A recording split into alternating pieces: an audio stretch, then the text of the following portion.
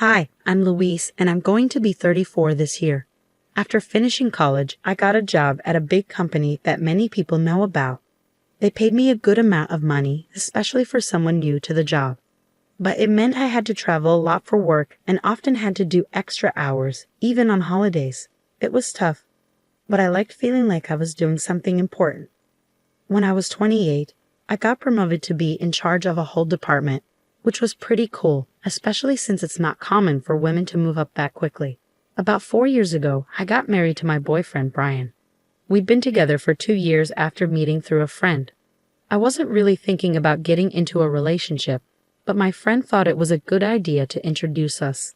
I never really imagined myself getting married or having kids, but Brian was really keen on it. He said he wanted to get married soon and have kids before we got too old.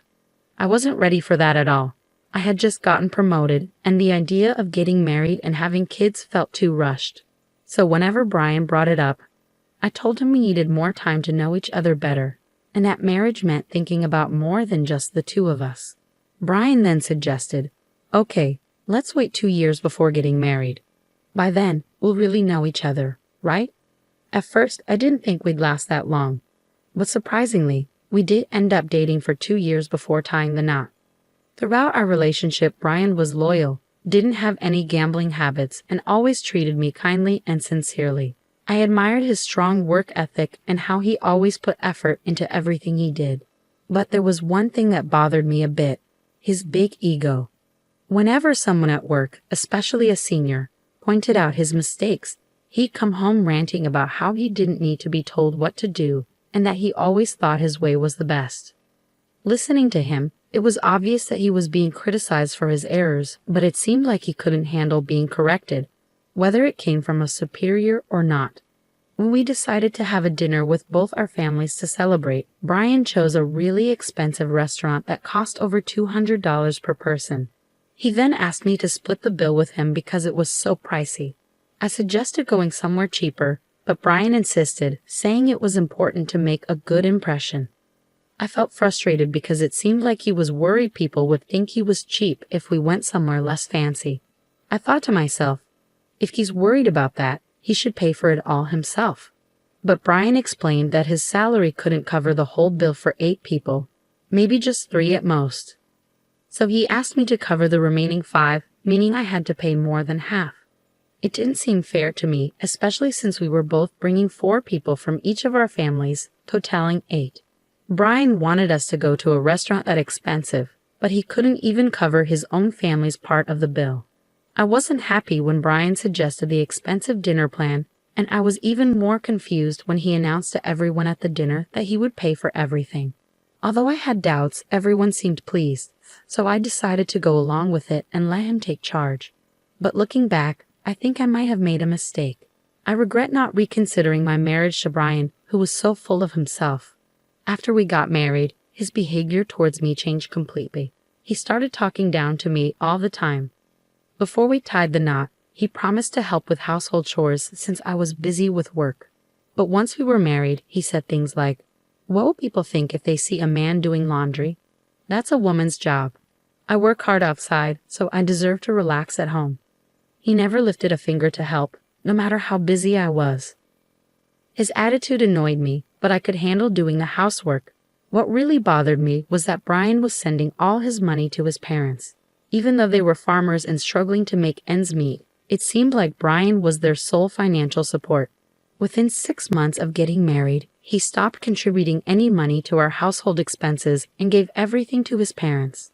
I once told Brian, "It's not fair for me to cover all our living expenses with my salary alone."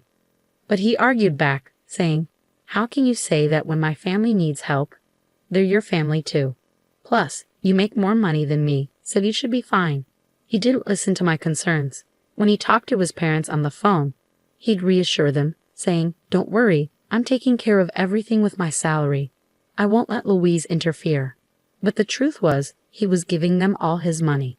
He had nothing left for himself and started asking me for pocket money, saying, "Can you give me about $200? I can't even afford lunch." I reached a breaking point and suggested, "Let's set a monthly limit on how much we send to your parents. You need to figure out how to cover your own expenses. Brian would agree, but he kept sending all his salary to his parents. That was something I couldn't tolerate anymore. One day, I had to go on a business trip for about 2 weeks. From Brian, I have what? What about my food and laundry for 2 weeks? Even though Brian knew my job required frequent travel. Feeling annoyed at his immaturity, I told him, figure it out yourself. You're an adult. If you can't handle it, why don't you go stay with your parents while I'm away? You'll be fine there, right? Brian reluctantly agreed. When I returned home 2 weeks later, I found Brian's sister, Elizabeth, there. She lived a bit far from us, and we hadn't seen each other since our wedding. I wondered why she was there, and Elizabeth, seeing my expression, said, "Hi Louise, it's been a while." "Oh right, about the money. It was a big help, thank you so much." She smiled brightly, saying things that didn't make sense to me. Without even unpacking, I asked Elizabeth, "What money? What are you talking about?" She replied without hesitation, "Huh. Brian said that since you had some savings, he'd give me money for my business startup. He'd assured me not to worry because you had at least $1 million. I was completely baffled.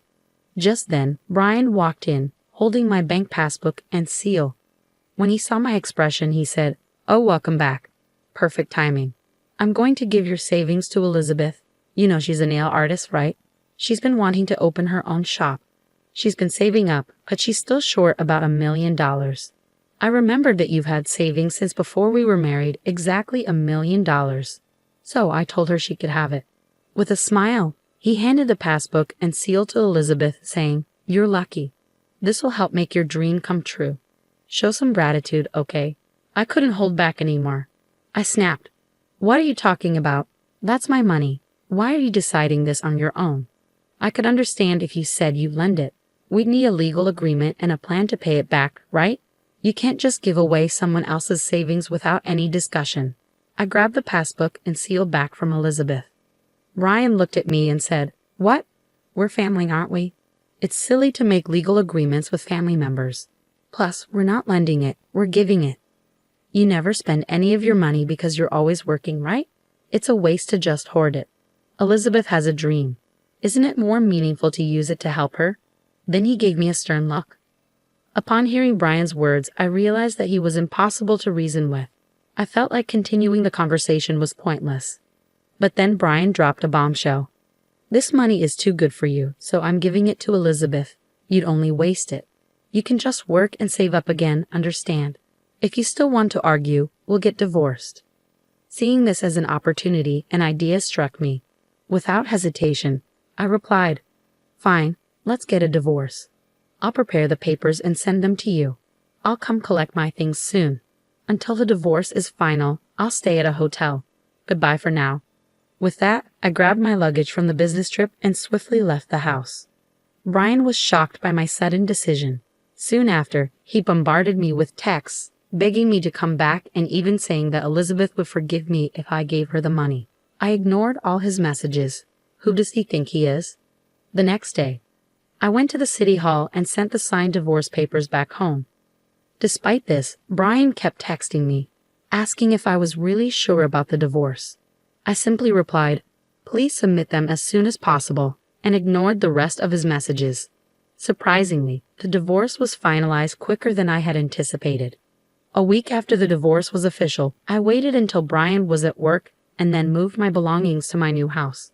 In his text about the divorce papers, Brian had been rude, calling me names and saying we were now strangers. So I decided not to take most of the furniture and appliances from our old home. Instead, I deposited half of the small savings I had accumulated during our marriage into his bank accounts and left it there. That night, I received numerous calls from both Brian and Elizabeth. At first, I ignored them, knowing what they were about. But eventually, I answered and Brian immediately started shouting, demanding to know why there was only $800 in the account. I calmly replied, "I split the property as we agreed. We originally had $1,600 in our joint account, right? So I left you with half of it, which is $800. And since all the furniture and appliances were bought after we got married, I left them behind." That's fair, isn't it? Just to clarify, I ended up with less than Brian.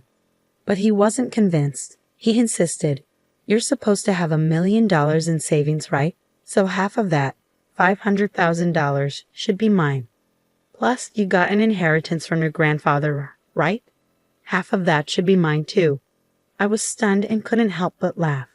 I had seen this coming, otherwise Brian wouldn't have agreed to the divorce so easily. Trying to hold back my laughter, I explained, Brian, the division of property only applies to assets acquired during the marriage. My savings from before we were married and the inheritance I received aren't part of that. I consulted a lawyer and I divided our marital assets fairly. And remember, all the money we saved during our marriage was actually earned by me. You never contributed to our expenses. So be thankful I divided that.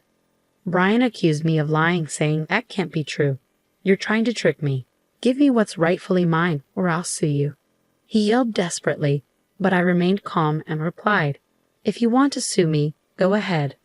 I've been fair and I haven't deceived you. I'm not afraid of being sued. Hearing this, Brian panicked and said, Wait, let's forget the divorce. I was wrong. Please come back to me. He completely changed his tune and begged for reconciliation. I responded firmly, the divorce is finalized and I have no intention of reconsidering. This is serious. Then I informed him, if you plan on staying in our old place, you'll have to cover the rent yourself. It's about $1,800 per month, which you probably didn't realize because you've never paid it. Brian weakly admitted, I can't afford that. If he can't pay, then it's his problem. After that, it seems Brian moved back in with his parents because he couldn't afford the rent. Unable to cover the moving costs, Brian sold the furniture and appliances I left behind. His parents thought Brian was making good money and welcomed him back, thinking it would make their lives easier. But without my income, Brian couldn't support them as much as before. And it seems he's struggling to adjust to living there. It seems Elizabeth's plans for her business were affected since she couldn't access any of my savings. She had to stop her preparations, causing her a lot of frustration. Brian also faced difficulties from Elizabeth, but that's not my concern anymore. I'm concentrating on my work and enjoying living independently. I've had my fill of marriage. Brian still sends messages, expressing his desire to reconcile. But I ignore them completely. It's almost amusing to hear him update me on his situation from time to time, so I've let it slide. However, I'm planning to block him soon.